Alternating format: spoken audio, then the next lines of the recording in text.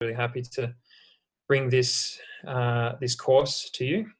I originally called it a seminar, but may as well call it a course. I think that's the right nomenclature. So yeah, so I'm guessing on the call we've got a lot of people.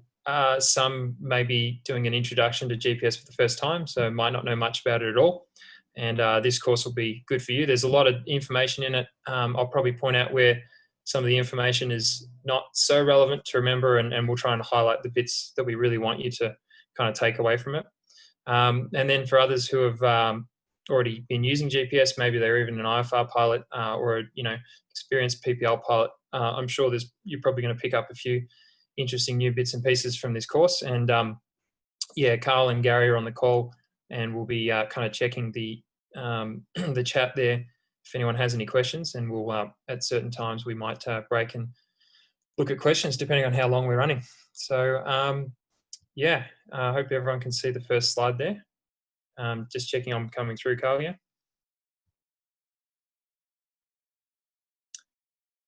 Yeah. Have you got me there, Carl? I've got you loud and clear, mate. Cool, no worries. Just making sure I'm coming through, not talking to myself. Cool. Yep. Okay, yeah, so yeah, first slide. So tonight's GPS course, yeah, so a little bit of background about this course. It's really a two-part or a two-week course, or 2 sessions. So tonight we're going to go through the benefits and application of using GPS, a bit of background into radio navigation, so how it came about, and some of the differences between that and traditional radio navigation. And then we'll dig right into the principles of GPS, or we've got their GNSS, that'll be explained soon, the difference. You can kind of think of them the same thing. Going through the principles, the errors that the system has, how it maintains its accuracy, which is integrity monitoring. And then, much like many of your flying lessons, we'll be going through the all-important threat and errors related to GPS use, or some might call it kind of human factors considerations. And they're a very important part about understanding how the human pilot interacts with the GPS system and using radio navigation in the flying environment. So that's all the stuff we're going to cover tonight. And then next week, we'll be doing a detailed workshop on the 2 GPSs that you'll find in all LFS aircraft. So the Warriors and Jabberoos have the GPS map 296, a little kind of handheld that's in the dash there, and we'll go through some of the functions of that, which will take up probably the first 15 minutes or so, and then the rest of the session will be digging into the Garmin 400 series, which is the more advanced GPS that's in the Archers and in all our charter planes, if anyone's flying the Bonanza or the Arrows have them as well, and the Cherokee 6. So I'm sure there's a lot that you can all get out of this course. That'll be the second week. And then following that, we'll be making an exam available on Moodle. And so everyone can go and do that exam on things that you've learnt in this course in their own time. And it's not going to be a really long exam. It's just kind of checking that you understood the kind of takeaways, particularly of tonight's session. It's more about the information in tonight's session. Yeah, following that, next time you come in, we can go through any answers you got wrong and do a short in-flight assessment. And following all of that, if you're so inclined, we can award you with a certificate of completion of our GNSS course. So yeah, we can talk a little bit more about the significance of what that qualification means. We'll talk a bit about that a bit more later. So yeah, all right. We'll get right into it. So the first thing we're going to look at is, actually, sorry, before I get into that, yeah, so the first thing we'll talk about is the application of using a GNSS system. If you keep advancing the slide there, Carl. Good, yeah, so the main reason why we're kind of giving this course today is so that you can learn to accurately and safely use a GPS to supplement your visual navigation. That's the main purpose of this course. It's mainly directed at, yeah, private pilots and even RPLs getting into navigation training, or on the RA side doing nav training. And yeah, to use it as a supplement to visual navigation. So it's definitely not, we're not kind of encouraging the use of GPS to go and fly above overcast cloud, and certainly not to go flying in cloud. That's more for instrument rating. But yeah, so GNSS has application in visual navigation as an aid to navigation. It can make your navigating a lot more accurate and lower your cockpit workload. So that's, yeah, one of the main reasons why we're kind of giving this course.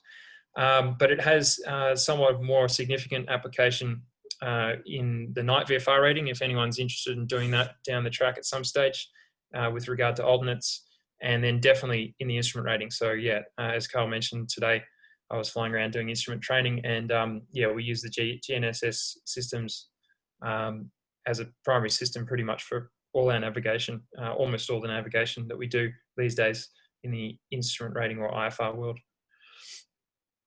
Cool. Yeah, next slide.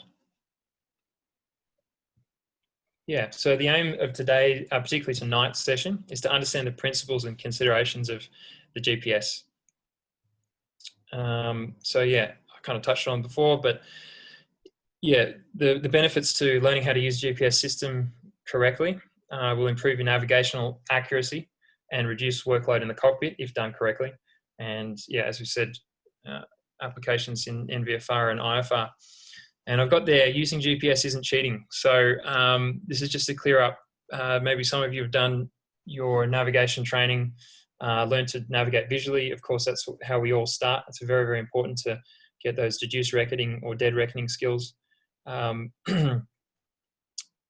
consolidated at the start of your navigation training. However, we do encourage, as your navigation training goes on, and particularly towards the end of it where you'll be assessed, we do encourage people to start using the GPS to supplement their visual navigation, because it's such a powerful tool and very, very useful. So I might just get this out of the way. There. Good.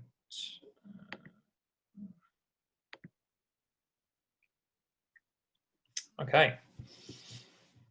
All right, so we've talked a little bit about why we're going to learn about the GPS and the applications that it has in navigation. And so we're just going to quickly run through a quick background in radio navigation. So GPS is a form of radio navigation as opposed to visual, which you'd all be familiar with. And yeah, so the oldest form of radio navigation are your ground-based aids, which some of you might know a little bit about. We still use them today, although a lot of them were turned off. About half in Australia were turned off about 6 years ago, and that's due to the prevalence of using GPS. And so they're really only there as a backup system. However, we do still train on them for the instrument rating, that sort of thing. So yeah, ground-based navigational aids called the NDB and the VOR and the localizer. So they emit radio waves and allow the aircraft to determine its relative bearing to the station. Or in other words, it allows the pilot to navigate via position lines. So you'll kind of know which side and which direction to the aid, but you may not know how far along. But then there's also technology called distance measuring equipment, or DME, which is a form of ranging. So it's kind of like the reverse of what your radar and transponder do. And by timing the signals going from the plane to the DME station, you can get an accurate indication of distance. And yeah, so we used to, and I did this in my instrument rating, learned how to use those nav aids to determine a position fix using, you know, 2 position lines or a DME and VOR together. Anyway, moving along. So then in the 60s and 70s, some really advanced kind of systems were developed to help particularly airliners to be able to navigate over oceanic airspace. So, you know, you're a very long way away from these radio nav aids. And so they need to develop systems that could navigate without the use of any ground-based things. And these were called inertial navigation or inertial referencing systems. So originally started with mechanical gyros and then moved on to laser ring gyros and accelerometers, kind of like what's in your phone now. It's pretty old school stuff now, but in the 60s and 70s it was pretty cutting edge. And that's all inside the aircraft, as you can see in the diagram there, and it allowed it to continually compute its position and to a reasonable degree of accuracy. So this is a bit of an advance in radio navigation, which we refer to as area navigation. So basically, then instead of having to, locate yourself on a position line from a ground-based aid and kind of calculate your position, area navigation is the idea that you're continually fixing your position, or in other words, you at all times you know where you are, or you're getting a navigation solution anywhere, essentially continuously. And that brings us along to GNSS, or Global Navigation Satellite Systems, such as GPS. So another form of area navigation, but this time using ranging and triangulation, making use of a satellite constellation. So that's what we're all here to learn about. And so using GPS or GNSS system allows you to continually plot your position, or to continually have a position fix. Good. So that's what area navigation, and so that's shortened to RNAV. So whenever you see RNAV, it's nothing really that special. It's just a contraction of the word area navigation. It's just short for that. All right. So global navigation satellite system. So you can think of that as like the improper noun for GPS. So everyone knows the word GPS. The GPS is actually, if we go to the next slide, so GPS stands for Global Positioning System, which is the system that the United States has created. There's actually 5, but GPS was the first one, and it's the only one that we really use in Australia. But it's an example of a global navigation satellite system. So whenever you see GNSS, it's just referring to it as the general principle of using satellites for navigation, and GPS is specifically the United States system that we use all around Australia. So I might pause there and just see if there's any questions so far. Hopefully I wasn't moving too fast. If there's no questions, it's all good. We'll move on.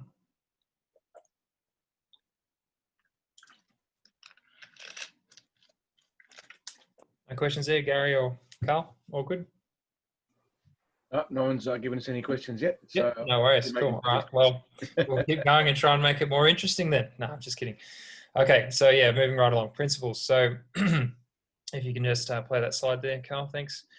Good. Yeah. So Global Navigation Satellite System, or GNSS. So it's comprised of 3 components. So there's the space segment, pretty obvious. There's satellites orbiting the Earth.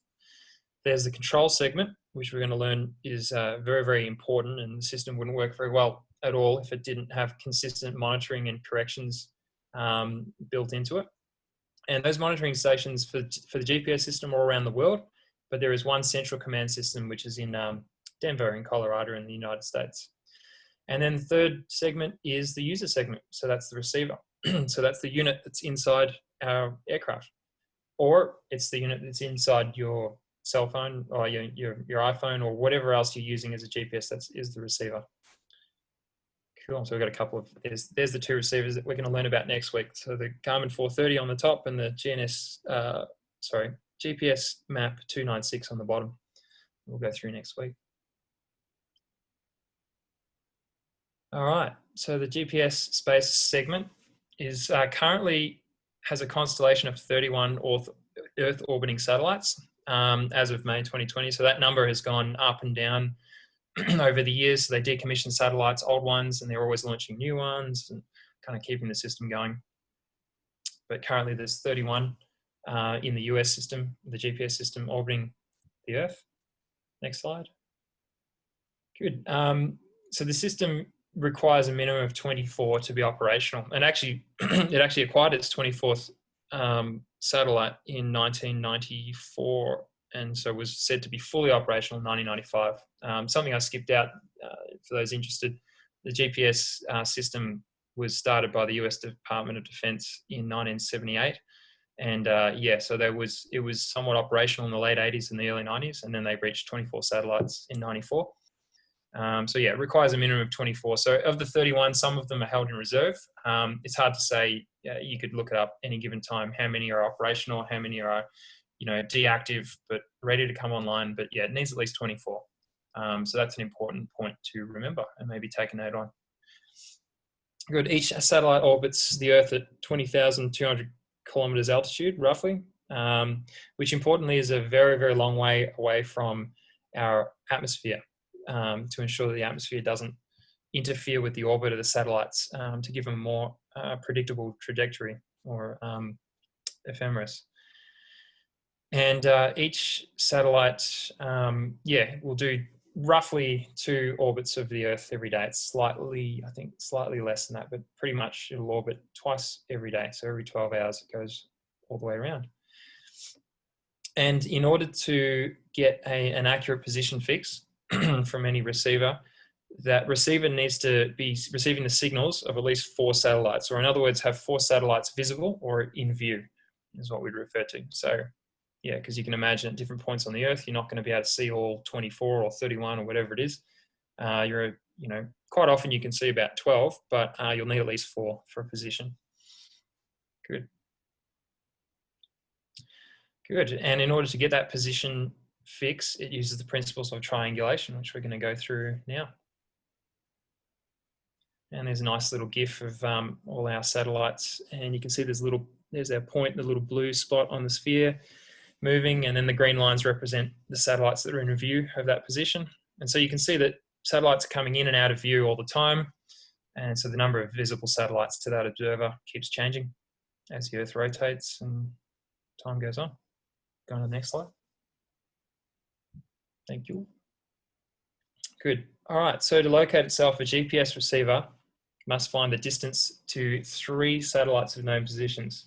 Now, you might have heard me say that it actually needed 4 before. I'll get to that in a minute. But if anyone's familiar with the idea of triangulation, triangular, 3 positions, there's 3 dimensions. So with 3 satellites, theoretically, you could get a position. And we'll go to the next slide. Yeah, so you have to use your imagination a little bit here. But this slide, you can see we've got our first satellite. And so it's sending out a signal, and basically the receiver is measuring the amount of time that signal takes to get to it. And we'll go into a bit more about that later. But basically, with only 1 satellite, you could say that the receiver doesn't really know where it is. It knows its distance from the satellite. So it would be, you're on a position on this big sphere around this satellite. We'll go to the next slide.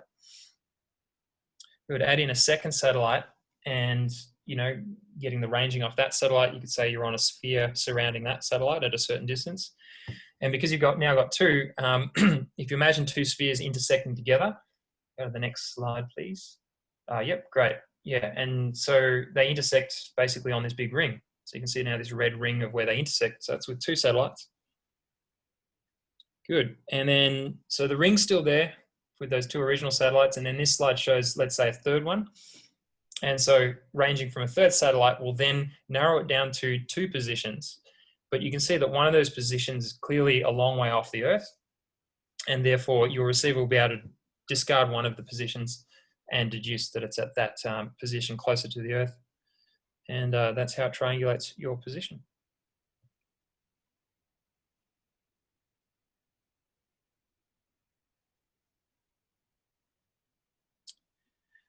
Good, yeah, so it's kind of what I was talking about before. To determine the exact position of satellites and their relative distance, the receiver analyzes emitted radio waves. I'll keep going through.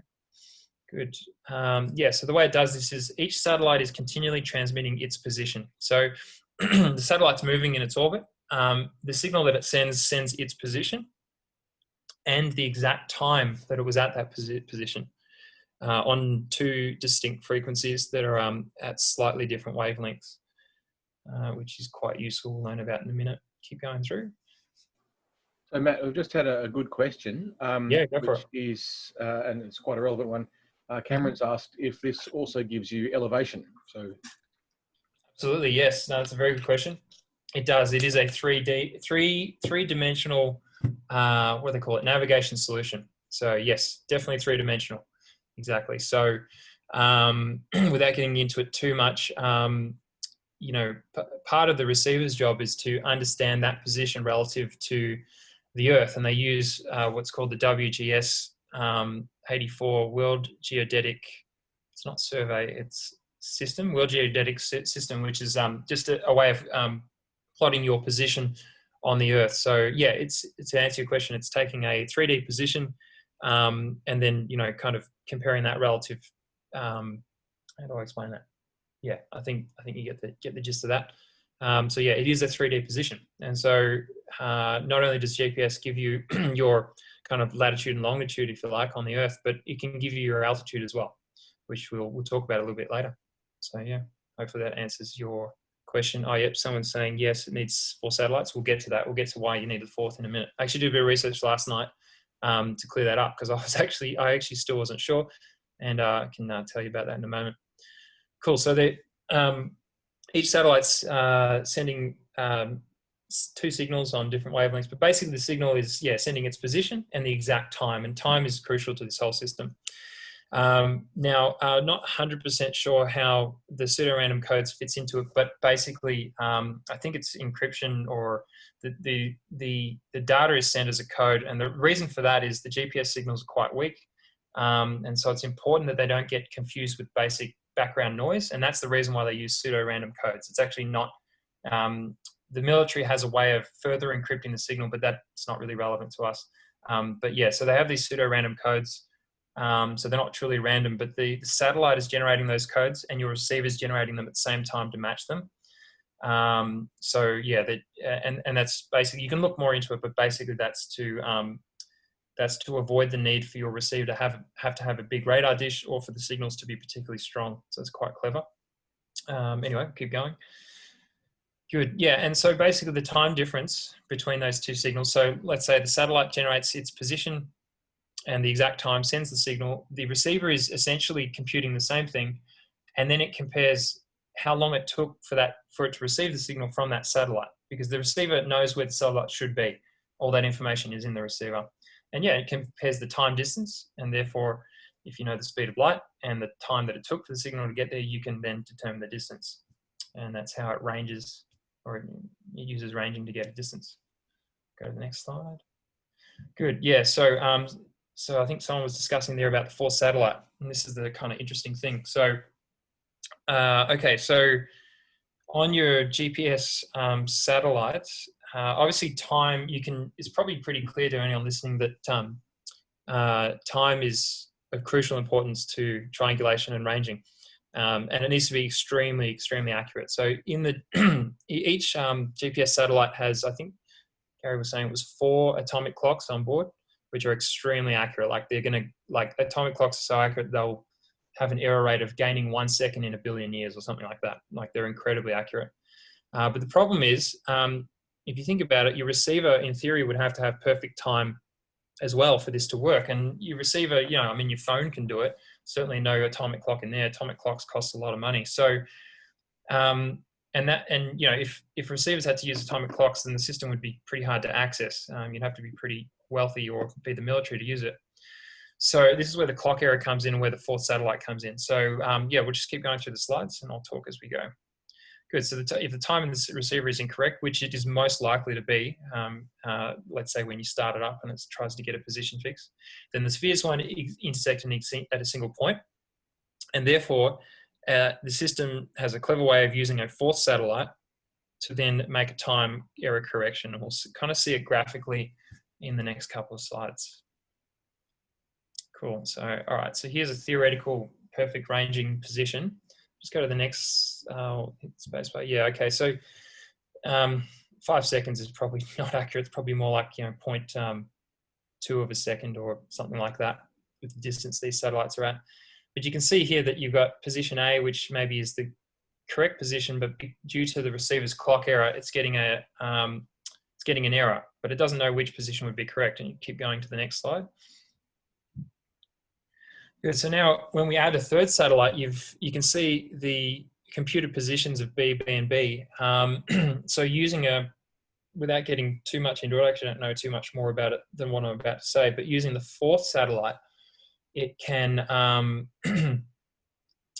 with these position errors, it can determine that if it's got an equal error on each of the 4 satellites, then it can determine that error is caused by its own clock error, and then can make a correction to its own clock. And that's what it does. And so it deduces the correct position by summing up and doing a calculation with all the clock errors that it's finding, because using the 4th satellite, it's getting, sorry, that's a better way to explain it. You need 3 satellites to get a position, but if you have 4, then you can use 3 combinations of 3 to get these three positions, and then determine the error, subtract it, and get the correct position. And not only do you get the correct position, you get the correct time, which is another thing that I learned that I didn't know before. We actually use GPS not just in positioning, but we use it for accurate timekeeping all around the world. It's I had no idea, but all sorts of industries use it for timekeeping, because you don't need your own atomic clock. You've got the GPS system, and as long as you can see the satellites, you can calculate precise, extremely precise time. And so, yeah, it's not just used for navigation. So there you go. So hopefully that answers people's question about why you need a fourth satellite. It is essentially, you know, if your receiver clock was perfect, then 3 would be enough. But you need a fourth to reconcile the clock error and thereby set the correct time in the receiver. Cool. Moving on. All right, cool. So now we're going to get into the errors. So hope everyone was entertained by how the system works. If you don't remember all that detail, that's okay. Probably getting a bit carried away, but it is interesting stuff. Hopefully I'm not losing anyone. The next bit is more, certainly from a CAS perspective, understanding the errors of the GPS system are important. So try and take in a little bit of the next section. We've already covered one with the clock error. The next one's the ionospheric error. And the troposphere creates an error as well. So some of you would be aware from your study of meteorology, we live in a layer of the atmosphere called the troposphere, and then I think it's 3 more layers above that. There's the stratosphere, mesosphere, and then the ionosphere, way up, kind of progressing into space. And the GPS system, as it goes through the ionosphere and the troposphere, but particularly the ionosphere, the signals slow down as it passes through. And how much the signals slowed down depends on a lot of different factors that are very hard to calculate. But we can do a decent job of predicting them. So got them there: time of day, the season, the weather, solar activity, which is changing all the time, and other factors as well. So yeah, so our receiver has some ability to predict these errors, but it's not perfect. So when it comes to all the errors that the GPS system has, which can be kind of calculated together, ionospheric is probably the most significant because it's the hardest to predict perfectly. And we'll keep moving on. Yeah, so ionospheric error, basically the atmosphere is slowing down the signal, and it's going to slow it down to a different degree depending on lots of things that are hard to predict. Cool. The next error is the masking angle. It's not really an error, I guess it's a consideration. So, and it's kind of related to the last one. So the signals from the satellites with low elevations, naturally they're going to travel a greater distance through the atmosphere and suffer a greater attenuation or a slowdown from the atmosphere.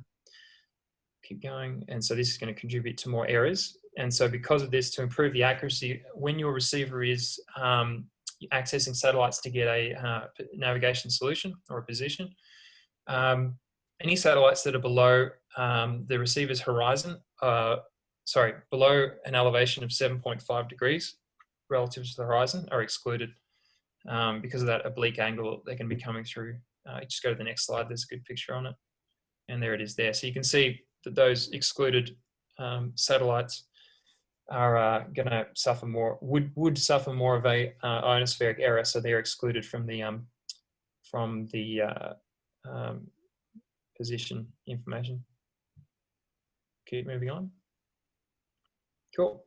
So the next error is the ephemeris error, which is a fancy way of saying basically it's an error due to the satellites not being exactly where they're supposed to be. So the ephemeris is basically a word that describes the path that a satellite or an orbital body is going to pass through.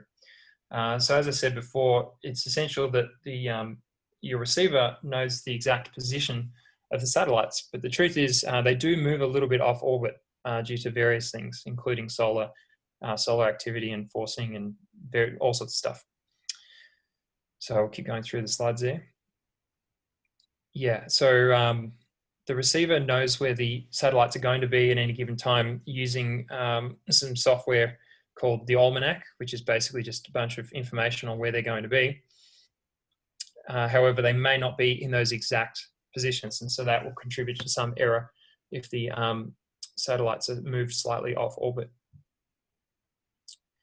Yeah, so the good news is these orbits are very, very closely monitored using radar from the US Department of Defense, and using their monitor stations and command station, that sort of thing. And so they can then see these changes in orbit and then upload adjustments to the GPS signal that are then broadcast as part of those ranging signals. So we talked about it before. On top of those pseudo-random codes or built into it, they're actually also continually updating the almanac, and I believe it's something like, I might get this wrong, but it's somewhere 7 or 15 minutes it takes for a GPS to download the entire almanac, because it's kind of continually playing through the system because it's being continually updated. So that's Ephemeris error, basically the error due to the satellites not being in the exact position that we'd expect them to be in. Keep going. Cool, and the next one's multipath error. I think the diagram explains it pretty well. So basically just due to reflection and refraction of satellite signals off objects or off the ground near the receiver.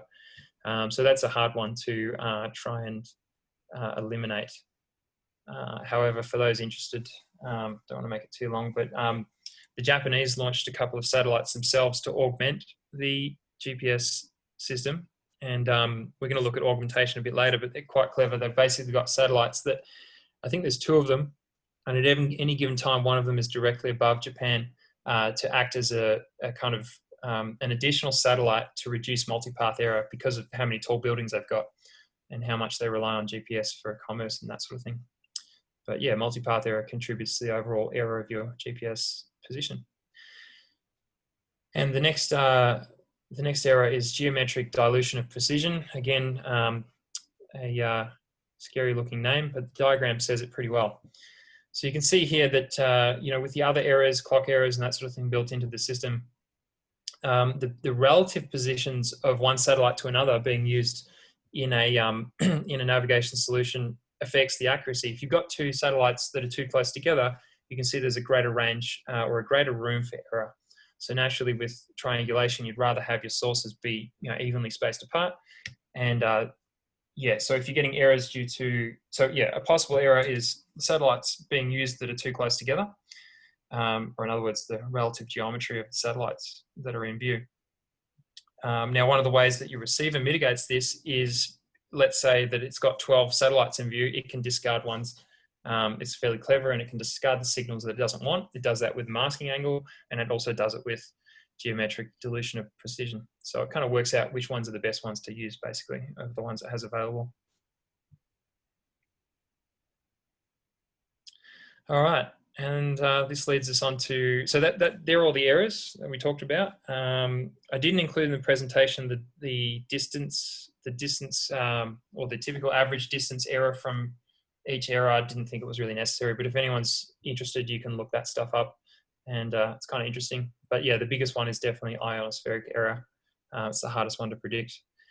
So moving along, we're going to talk about something called RAIM. Actually, I might just stop there for a sec. Has anyone got any questions?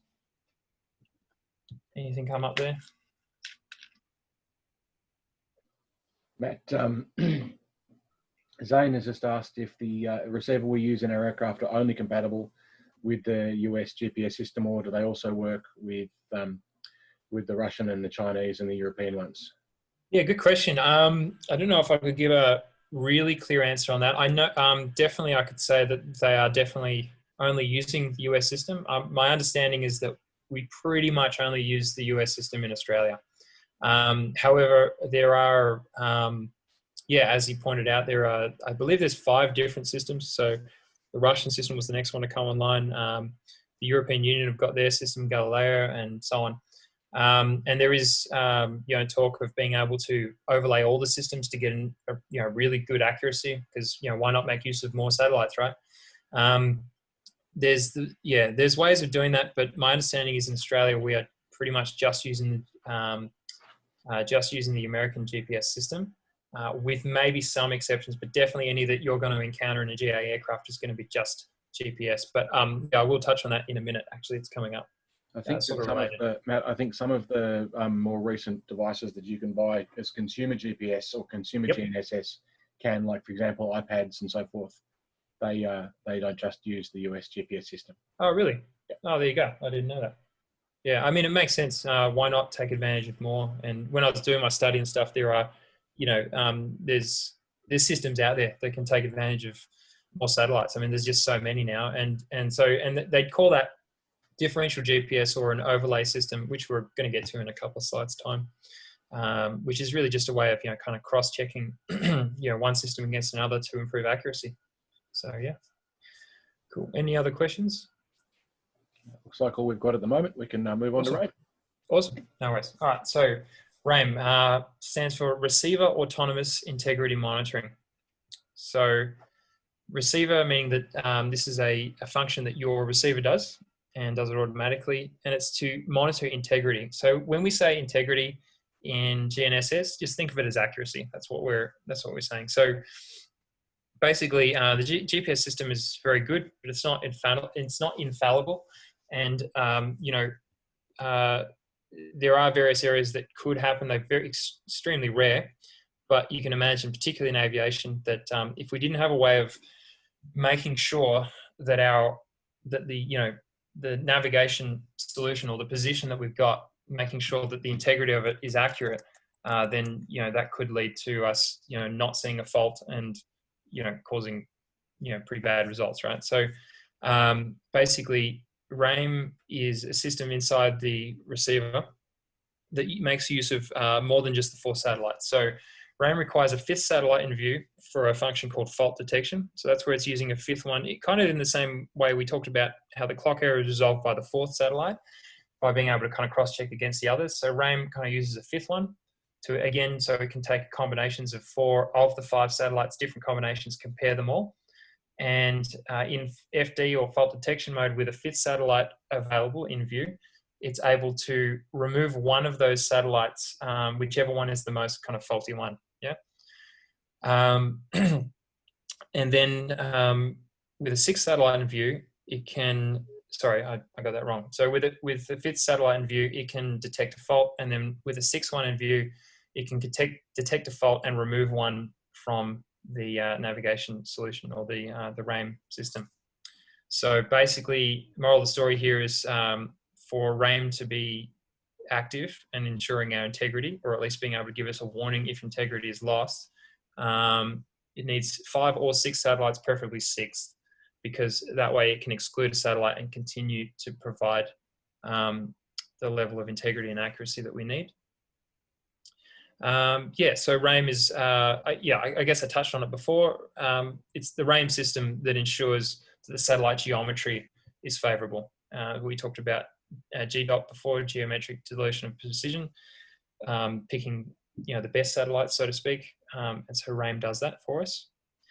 And so as a receiver that is RAIM capable will alert us if a position becomes unreliable or integrity is lost.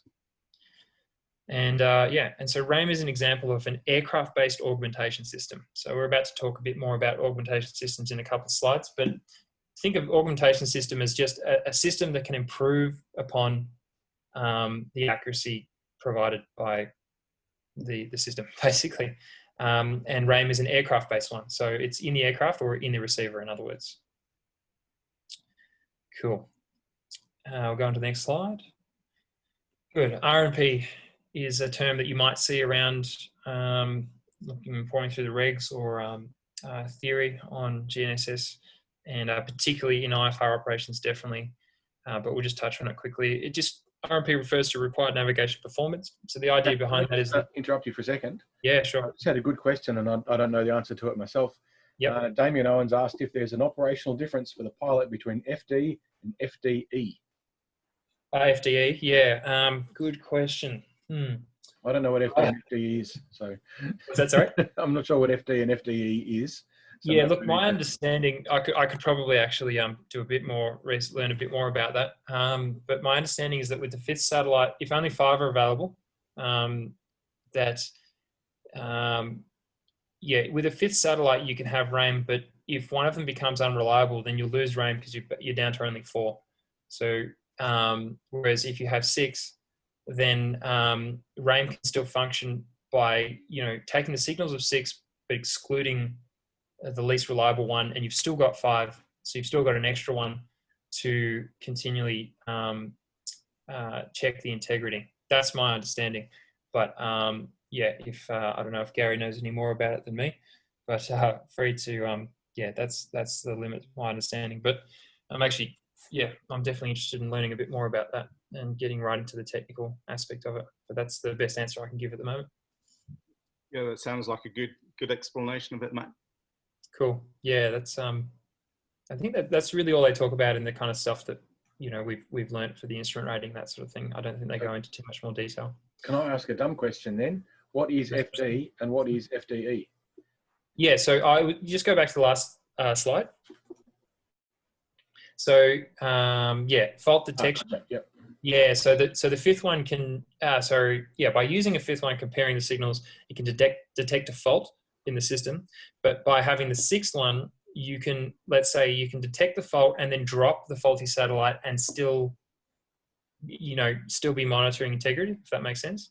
So the sixth one allows you to drop one or exclude one, I should say, use the right term. Does that make sense? That would suggest that if you had 6, the one satellite being missing wouldn't be a problem. Whereas if you only had the 5, you'd be losing one aspect of your accuracy. Yeah, but that's what it is. So it's only if there is a fault. So like if you think of it, if you got 5 and there's a fault, then the unit, and let's say your unit only does FD, fault detection, then one of the signals is faulty, it drops it and says, I don't have RAIM anymore because I can only use 4. But whereas if you've got FDE operating, i.e. you have a 6th satellite in view, then it can detect a faulty satellite, drop it or exclude it, and then continue to provide integrity monitoring with the 5 that are left. So it has the ability to continually exclude whichever of the 6 is the least favorable one. To answer Damien's question, that would suggest that operationally there is a difference between the two. Yeah, definitely there's a difference. Yep. So my understanding of the difference is basically just, and it's just kind of as you deduce, is that with FDE or 6 satellites and the ability to exclude one, you've just got a better chance that you can maintain integrity.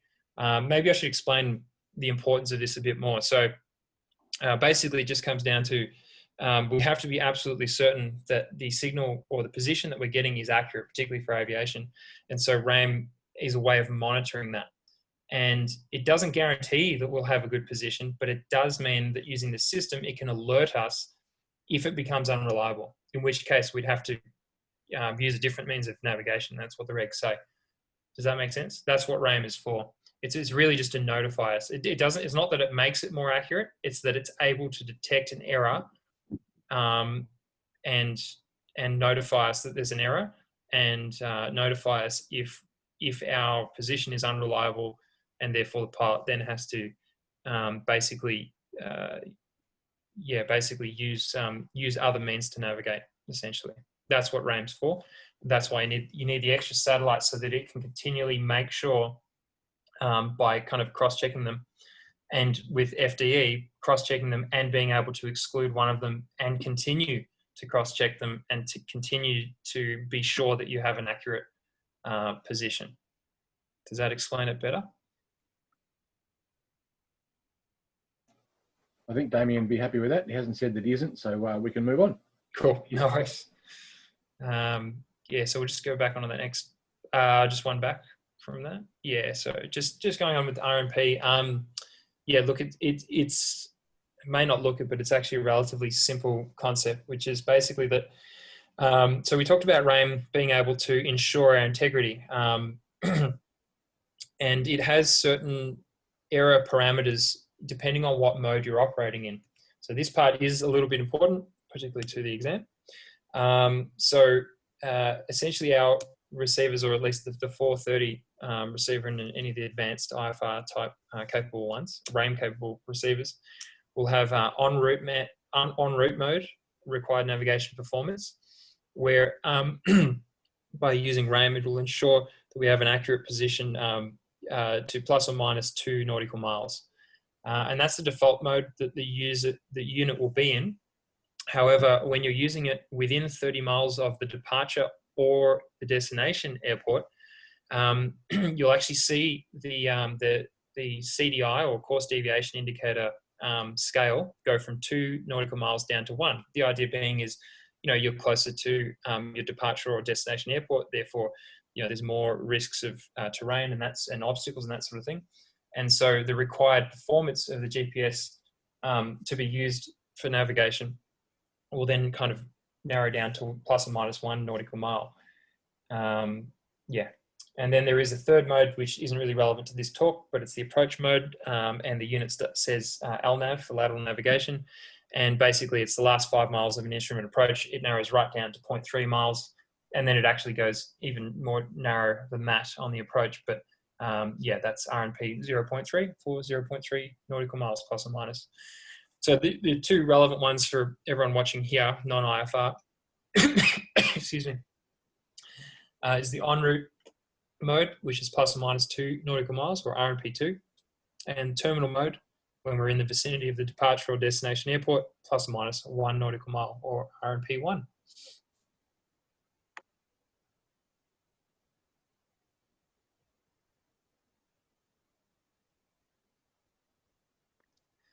All right. Okay, so getting back to RAIM, what happens if we get a RAIM alert or a loss of RAIM?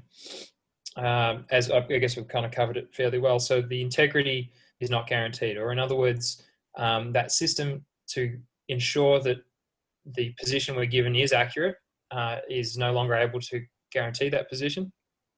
And therefore, yeah, if you have a loss of RAIM, or in other words, a loss of integrity, so you can see the little yellow writing there, integ comes up in that little corner of the unit, then if that happens to you, then the GPS cannot be used for navigation. Basically, you must use another means, be it visual or radio navigation. Naturally, for all those in the course at the moment, you should have some visual references to go by. So you'll just have to go back to, as if you don't have a GPS essentially. And a little bit, there's something to remember. If you're using the GPS to navigate in controlled airspace, so obviously you'd be cross-checking with your map and your nav log anyway, but if you get a RAIM warning, you must notify ATC if this warning lasts for more than 5 minutes. So you've actually got a bit of time. So just to clarify, if you get a RAIM warning, you have to navigate by other means, but presuming you can still navigate, you've got your map or some other means to navigate. You don't necessarily have to tell ATC unless that warning has been there for 5 minutes. However, if it's a bit worse than that and the GPS unit is not only lost integrity, but tells you that it's lost its position, if that's happened for more than 1 minute, then you need to tell them. Just so that they're aware that your navigation performance may not be suitable, or you might be getting spurious readings. But in any case, if that happens, you should use another form of navigation, rely on your visual navigation and to cross-check, which we strongly encourage people to do anyway. Some people might ask, how often do you get a RAIM warning or a loss of position? It's virtually never happened to me, except just once when we had a strange kind of receiver error. So, but yeah, this kind of thing is extremely rare to lose its position, in my experience anyway. So. And Matt, just a couple of questions that have popped up on that. Michael Tulip wants to know if the ATC notification requirement for RAIM error changes if you're IFR or VFR.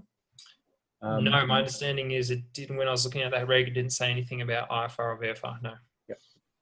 And Cameron wants to know if the unit provides the timeout. So does the GPS tell you if it's been out for more than those time intervals? Good question. I am actually not sure, but let's cover that next week. I will answer that next week because, yeah, we'll be encouraging everyone to get the Garmin 430 quick reference guide. There's also a thicker user manual, so maybe the answer's in there. So I'll get back to you with that next week. So I'll find out. It's a good question though. Because how else would you know? You have to start your stopwatch or something. All right, I think we can move on. Cool. Yeah, so we've just been talking about RAIM for a bit. That's an example of aircraft-based augmentation of the GPS system to try and improve its accuracy and integrity and reliability. or ABAS, and there's another way, so satellite-based augmentation system. And this is sometimes called differential GPS or an overlay system. We'll go through it pretty quick. Good. So the idea with this system is you have a stationary receiver at a known location on the ground that's talking to a geostationary satellite or a geosynchronous satellite. I believe the idea behind that is that with the geosynchronous satellite, you can get, because it's not moving relative to the location, you can basically, you're using an independent satellite to get error corrections, particularly to do with the ionospheric error and that sort of thing. And then if you keep going through the slides there, that data can then be sent, usually, I think in most cases, by that satellite, and that information can then be beamed down to all the receivers as an error correction to improve the accuracy. So if any of you have kind of learnt about it, we in Australia, it's with certain equipment, I believe their SBAS is available, but we don't have it available on our receivers and that sort of thing. It's a relatively, I believe, new, or at least not widespread in Australia. But in America, they've had a SBAS system since 2003, and it works really well. And it's called WAS, or Wide Area Augmentation System. And they have 2 ground stations, one on the east, one on the west coast. And they are basically getting corrections from geosynchronous satellites, and then those satellites beam down the error correction to all the WAS capable units. And the 430s in our airplanes are WAS capable if you're using them in America. So that's satellite-based augmentation. Essentially just using another system of satellites to produce an error correction and make the thing more accurate. Cool. We'll move right along. Yep, good. And there's a diagram of it. So there's the aircraft, you've got the regular GPS satellites on the right, and then the differential system, or the SBAS satellite on the left there, that's getting its correction from a ground station, or measuring it very, very closely, and then beaming it back down to the aircraft. That's pretty much it. I'll go to the next slide. Cool. GBAS is ground-based augmentation system. It's kind of a similar idea. We do have this in Australia, but it's really only available to the airliners going into Melbourne and Sydney. Basically, you might have heard them on the radio saying, clear GLS approach, and you go, well, that sounds like an ILS approach. And it is very similar, apparently, for the pilots. It's much the same. But basically, it's a GPS approach where there's a ground unit at the actual airport, developing a lot of error correction based off the satellite system and local data and approach information. And it basically, the ground station, using VHF signals, beams that straight through to the aircraft that are on approach. So it's like a continuous connection there. If you just go to the next page, there's a good diagram explaining it. A little bit complicated, the diagram, but it's kind of simpler than that. Yeah, so you've got your aircraft kind of coming in, getting ranging off the GPSs, but they're also getting this signal from the ground station, which is doing correction. So yeah, that's GBAS. So yeah, when you hear an airliner do a GLS approach at Melbourne or Sydney, it's using GBAS augmentation, ground-based. Cool, we'll move along. Matt, does the GBAS allow them to do more 3-dimensional approaches and get down to lower minimums?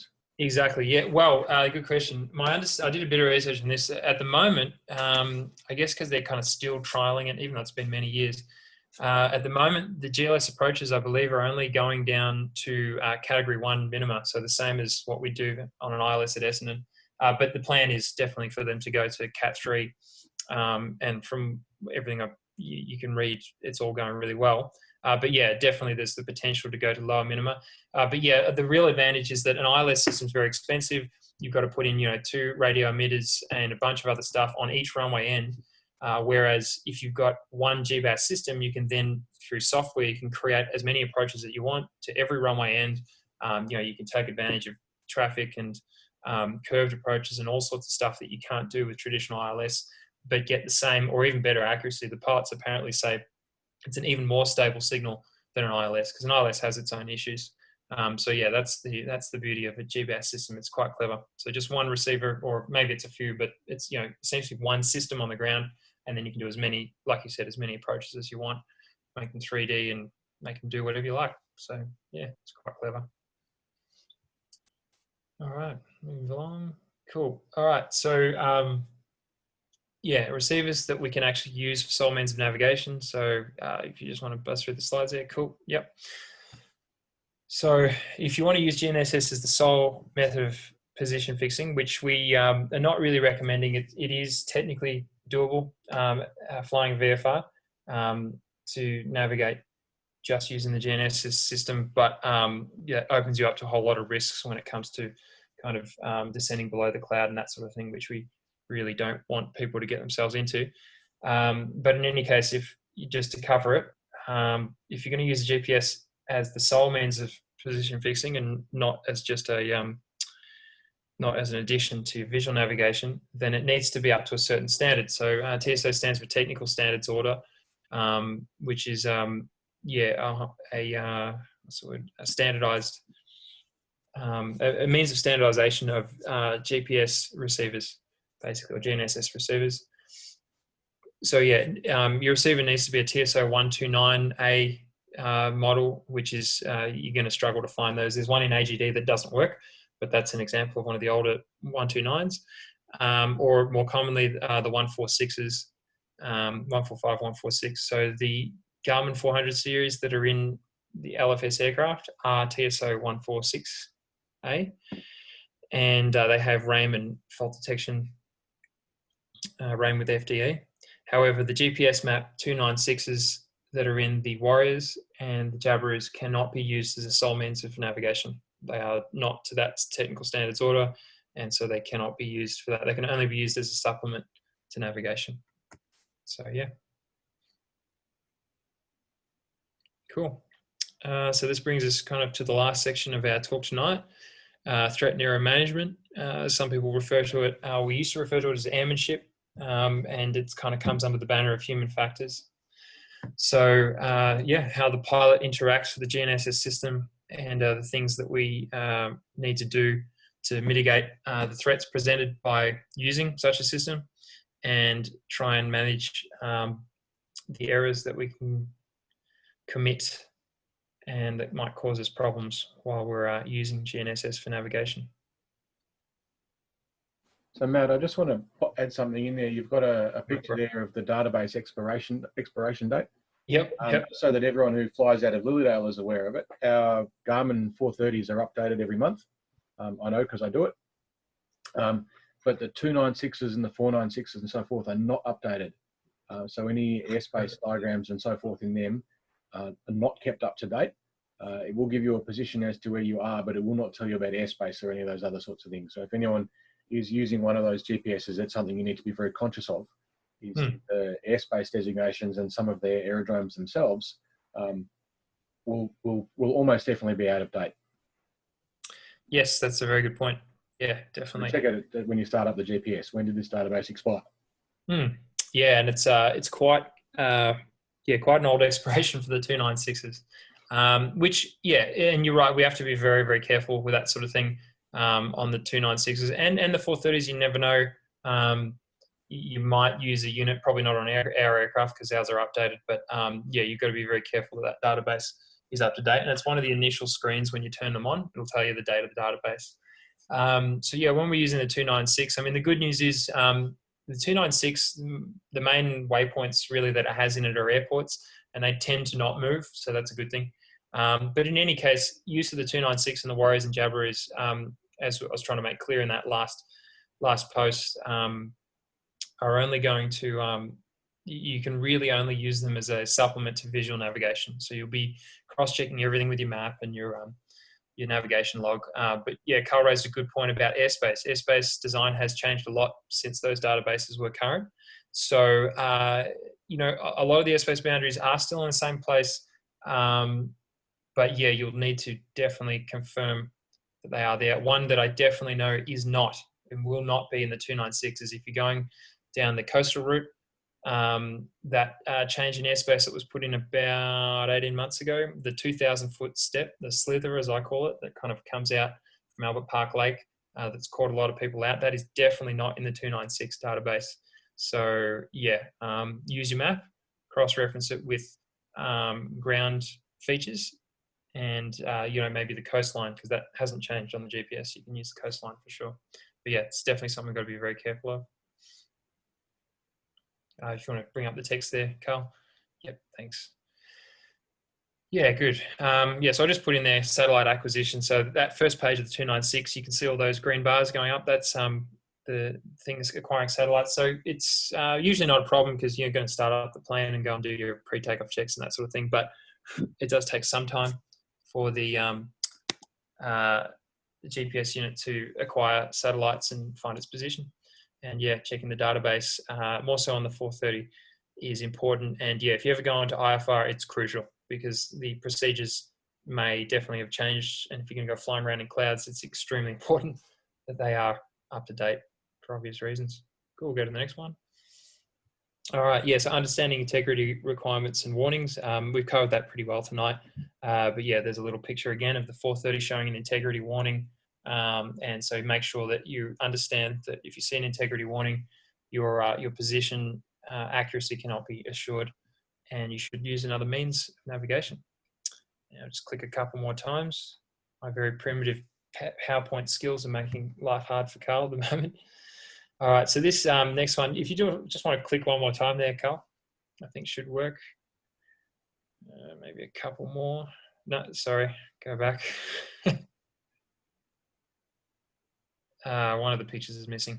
Bugger. That's all right. Okay, so a very big part of our human factors or threat and error management discussion is complacency due to using GPS. If we could go back a slide and just keep it on that one for a sec. That's the one, thanks, yeah. So you've heard me say it a few times throughout the talk. Basically what you're gonna find once you become competent with using a GPS and then get very comfortable and confident using it, there is a tendency, it's very hard to kind of avoid, of getting a little bit relaxed or complacent with your navigation, just because the GPS can be and generally is very, very accurate, can make your life a lot easier. But that can be of a detriment to a pilot because, first of all, we have to stay alert to all sorts of things in our environment, situational awareness, that sort of thing. So you want to be careful that when you're navigating, that your level of concentration doesn't dip. So keep yourself busy. One of the ways you can do that, and you should definitely do, especially every time you're going to a new waypoint or turning onto a new track, is always cross-check. So we can see on the flight plan page here of the 430, cross-check the waypoint that you're going to, that it's the same on your navlog. You can cross-check, you can see in the DTK thing, that don't worry, that'll all get explained probably next week. The track to Moorabbin here in this instance is 205. Cross-check that against with your navlog is meant to go in that bottom right-hand corner. There's a picture I had there. And the distance. So yeah, if you check the waypoint is correct, the track or the course is correct, and the distance is correct against your navlog, then you can be pretty sure that the GPS is going to give you accurate information. There have been so many cases where people have blindly followed the GPS, it's done a turn, or maybe they haven't blindly followed it, but it's definitely been programmed wrong. So, it's very possible to put in a wrong waypoint. We've all done it. I've done it before and started to follow it and realized, and then there's that moment of confusion and you're turning the wrong way. And the solution to that is, keep those basic skills and principles up with your navigation log and your maps, the way that you learned on your very first nav lesson. So still follow along with that and cross-check it against the GPS. Another one that Gary brought up when we were discussing this, which is one to watch out for, particularly probably with with both of them, is that both of these units, the 296 and the 430, you can put in user waypoints. And we generally don't have a problem with people putting user waypoints. You don't often need to, but be really careful because you don't know if the last person put in a user waypoint correctly or whether it really represents the kind of identifier that you want. For example, let's say that you're flying in towards Essendon and someone's put a user waypoint into the 296, for example, of DSN for Doncaster Shopping Town. So you'd see DSN there, go, oh, great, that's the one I want. I'm going to go inbound to Essendon via DSN. How do you know, being a user waypoint, that the person who put in the correct latitude and longitude? There have been cases where pilots have flown to what they thought was an airport or a waypoint and gone significantly in the wrong direction. and gotten a little bit lost because they've followed a user waypoint. So be really careful with user waypoints. Their accuracy is not assured.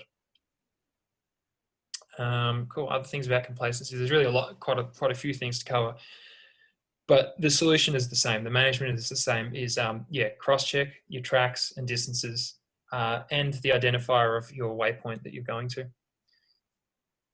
Let's see what else happened there. Yeah. Oh yeah, and I'll add one more thing to that. Is keep updating your navlog as well. So in the same way that you did on your initial navigation lessons, keep writing in your time of departure, add your ETA, put in your ETA, and keep following on there. That'll keep you engaged and and you can cross-check that against the ETA on the GPS and check that your that your planning was done correctly. That's always a good thing. And Matt, I just want to ask a quick question for you. Peter's asked if it's worth discussing the danger of flying the magenta line as a VFR pilot. Yeah, cool. So referring to the magenta line, sorry, can you elaborate a little bit? I think I know what he means. It's kind of what I've been discussing. So I think what you're referring to is when you're flying, the GPS can be used in a few ways, but I guess the 296, you're generally going to use it on map page, and you might do that with 432. And so, yeah, the magenta line represents the line, what's the word I'm looking for? The desired track that you have selected and dialed up in the GPS, presumably to your waypoint. So I think what Peter's referring to is, yeah, if you just blindly follow it, believing that it's correct without cross-checking it and without, checking your maps and maintaining situational awareness and maintaining visual references, then that can lead to a lot of trouble, particularly with airspace, which is kind of what you mentioned before as well with the, the database and using the airspace boundaries in the GPS. You got to be very careful. Yeah, that is basically what I was covering. So yeah, following the magenta line is one of the ways people describe it. Did that answer the question well enough, do you think? I haven't had a follow-up, so no, here we go. No worries, yeah. So, but yeah, that's basically what I've been trying to cover. Yep. Is yeah, just don't blindly follow it, cross-check it, as long as you do that, you shouldn't have any problems. If you're checking your maps and stuff, it's all about using the GPS as a an addition, something to enhance your capability and not let it control you, basically. And the way you don't let it control you is by not entirely trusting it and not getting lazy and just blindly following it, basically. Which it's not a hard concept. Just cross-check things and very carefully, and you should be right. Put that on silent. All right, cool. Moving on. So yeah, so I've touched on it a couple of times, and it was something we discussed a bit with this GNSS course. Avoid using GPS as the sole means of navigation. What I mean by that is essentially on top of broken or scattered, significant cloud, because you can get stuck on top. It's quite possible that there may not be a break in the clouds at your destination, and it's crucial as a visual pilot, as a VFR pilot, anytime you VFR, you must maintain VMC, and that, as we know, VMC, there's significant distances from clouds we have to maintain.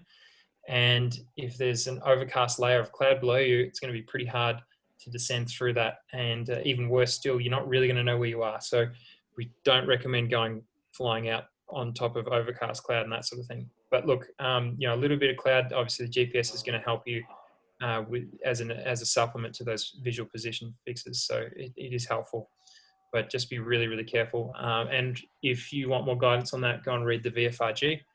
And it's got references to the regs about what you can and can't do VFR flying on top of the clouds. Yeah, so the next point I was going to bring up is increased accuracy.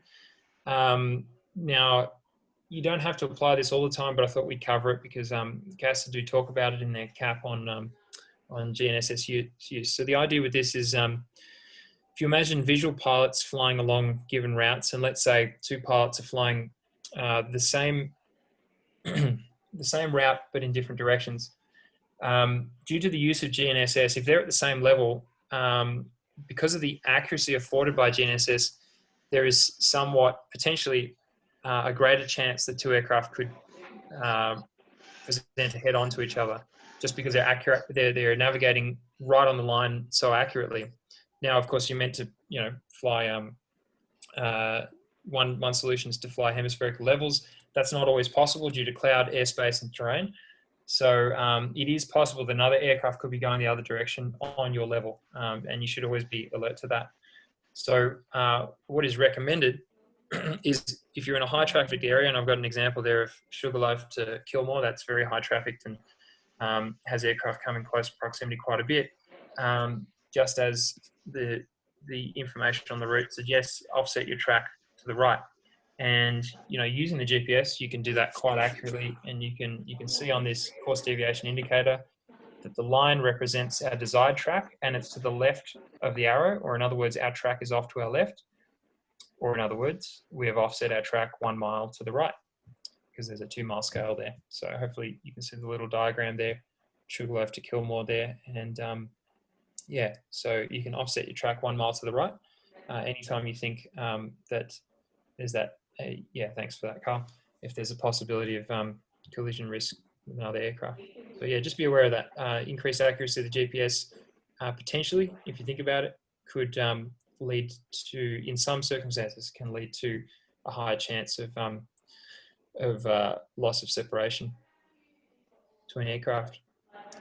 And the last one I was going to cover is just something that I've seen quite a bit training people using the GPS, including in the instrument rating or night rating or that sort of thing, is fixation on the unit itself to try and fly overly accurately and trying to get that needle centered or get yourself right on the magenta line. So even when navigating in controlled airspace, the required navigation performance is plus or minus 1 mile. So, you know, you want to navigate more accurately than that. But what we find people do is they'll tend to, because of this kind of new concept of using the GPS, they will sometimes get into a habit of forever trying to re-intercept their track. So basically trying to get that needle centered. They'll tend to often do it with intercept angles that are harsher than they need to be. And then they'll go and look at something else, and they'll cross the track, and they'll go into the other side, and then they'll, you know, set up an intercept and come back the other way. And all the while, they're really kind of just got their head in the cockpit. They're not looking outside. They're not really looking at their map. And it can really be a source of fixation and distraction. And it's sometimes you don't even know you're doing it. So the solution to that is if you find you're off track a little bit, just set gentle intercepts, and your instructor can help you do that. Generally, if it's a small error, just a couple of degrees, because that way it'll take longer. But importantly, set and maintain a heading. Think back to your second lesson of flying in straight and level. The instructor told you to look outside and pick a reference and keep that reference between your legs, and or, you know, in the center of the aircraft or something like that. You know, point at a cloud out there, or, you know, a water feature or something like that, in order for you to fly a straight line, and that is the solution. So when using the GPS, you know, by all means, find the heading that's going to accomplish what you want, but then correlate that to a visual reference outside, and then enjoy the view and keep your head outside and fly towards that reference, and periodically check that you're navigating accurately with the GPS, if you like. So yeah, it's my 2 cents on that fixation. And that brings us to the end of our presentation. Right, well, thank you very much, Matt, for spending the time with us this evening for a good hour and a quarter of a good brain dump. We've had a couple of good questions. I've just put some links up in the chat for how to get hold of the documentation for the Garmin 430 manuals, and also for the 296. There's some stuff there which will hopefully help, and I'll also put that up on the on our Facebook page this evening as well. Further, we have recorded this session, and in the next hour or so, I'll have that uploaded and stuck on YouTube, and that'll be again linked from our Facebook page, so you can get it from there. And it's also on our YouTube channel, which is not very well publicised at the moment, but hopefully we'll make that a little bit easier to find as well. So thanks again, Matt. And next week we've got how to actually use the GPSs. So all the stuff Matt's telling us not to do, we'll learn how to do it. So again, thank you very much, and thank you to Gary for keeping an eye on us all, and in particular for all of you who've taken time out on your Wednesday night come along and be virtual with us, so to speak. We do very much appreciate your involvement. We're looking forward to Zooming you next week. So thanks everyone for all being involved. Always, something I forgot to mention, Carl, just in preparation for next week. I think you might have touched on it there, but we strongly encourage everyone out there who's attending next week to go and download the Garmin 400 series trainer. Yep, that's there as well. I've put a link to that. Yeah, so try and fire that up and get it working on your computer in preparation for next week, because it's a real workshop kind of thing. So we'll have one on the screen and we can kind of follow through together and go through all the functions so you can play along. Just so that everyone knows too, if any of you get stuck and have problems getting that thing up and running, let me know. Get in touch with me or anyone else from the flying school, and we'll provide support to get that emulator up and working for you. It does only work on a PC. If you've got a Mac, you'll need to emulate a PC somehow. As far as I'm aware, there's no 430 emulator on a PC. There is a 430 emulator that runs in some of the flight simulators, but it's not very good. Whereas the actual Garmin one is particularly good. Yes, and on that, I actually use a Mac, Carl, and I successfully got it working on VirtualBox. Yep, so you might be able to try that if you've got a Mac. But it's a bit of a job. It is a little bit, yeah. Worked well though, so cool. All right, no other questions? Everyone's happy? Call it a night? Yep. Thank you everyone for attending, and we will talk to you all next week. No worries. See Thanks, you Matt. guys later. Look forward to flying again soon. Thanks, Matt and Carl and everyone else. No worries.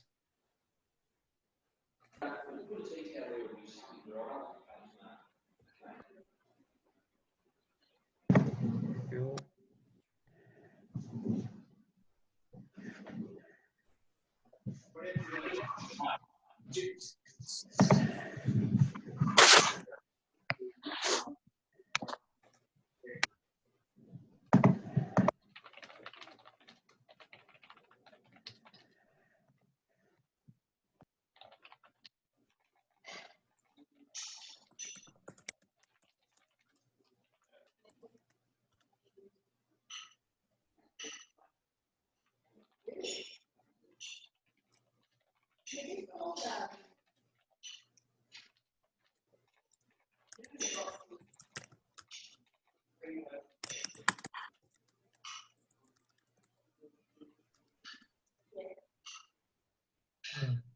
All right.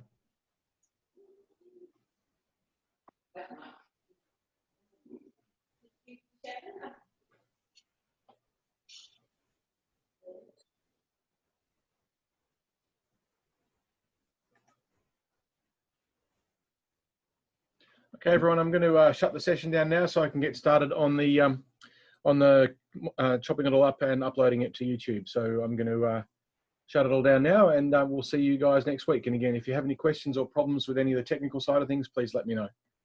And have a good night. Cool. Thanks, Carl. Catch you later.